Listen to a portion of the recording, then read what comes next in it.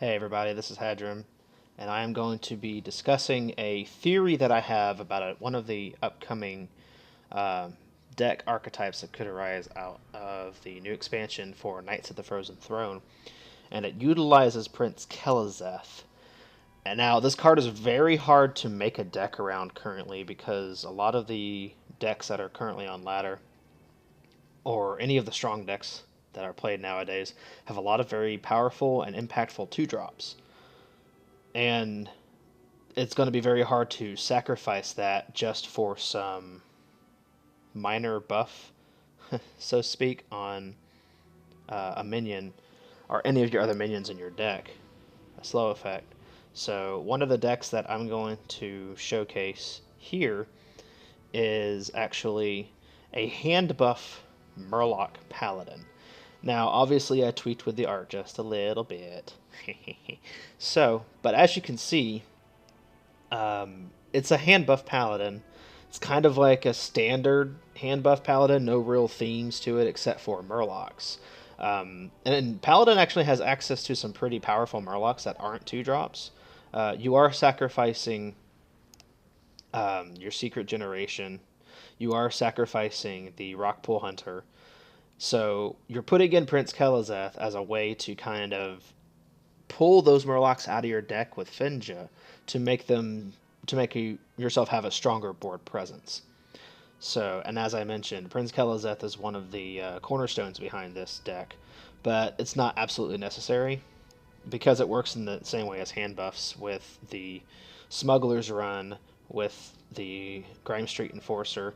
Grimscale Chum was also put into the deck as a way to kind of buff what's in your hand from the Murloc's energy, and it's going to be a little interesting because Rockpool Hunter, when you're playing it on turn 2 on a Murloc that you've already played on turn 1, is a really powerful start to a deck.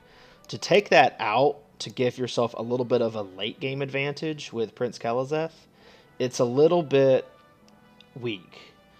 And so I'll admit that this deck is actually kind of weak, but that was my idea behind what kind of deck Prince Keleseth would actually fit in, and this is one possibility that could come about.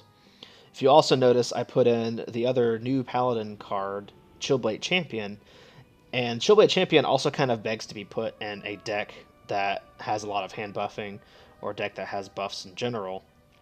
So this is kind of a stabilization card in a way, and it's also kind of like the mid-range play, like the Korkron Elite for Paladin. It's actually a direct comparison when you buff it once by 1/1. So it'll be interesting to see again, but I don't really have too much of a high hope for this deck. But I did want to try to put together a deck. I did kind of put this together in like 10 minutes. I created the deck in the game, and then I replaced a staple 2-drop, staple 4-drop for these cards, just so I could see the deck itself and see, oh, well, I can see the synergies from here and here. But you have the basic Murloc package of Murloc War Leader, Gentle Megasaur, Finja, and you also have Curator. And there's also a good deal of draw mechanics in the deck because when you play Keleseth, you kind of want to draw it pretty quick, and you end up playing kind of like a zoo. So you have cards like Acolyte of Pain, Small Time Recruits, Mean Street Marshal, pulling decks out of Finja, drawing cards with Curator. All of these kind of draw mechanics to help push your board initiative without running out of steam. Again, it's kind of a wonky deck, and we're not going to get a chance to play it for a little while. And this has only come about because we only have revealed for this deck Chillblade Champion and Prince Keleseth. So this is just my concept behind it. I think it's an interesting idea. I just don't think the cards are powerful enough for it. But this is one of my ideas for Keleseth. Let me know what you think. Feel free to like and comment the video. Subscribe to my other videos so you can see any more content that I decide to put out. And I will see you online. You have a good one.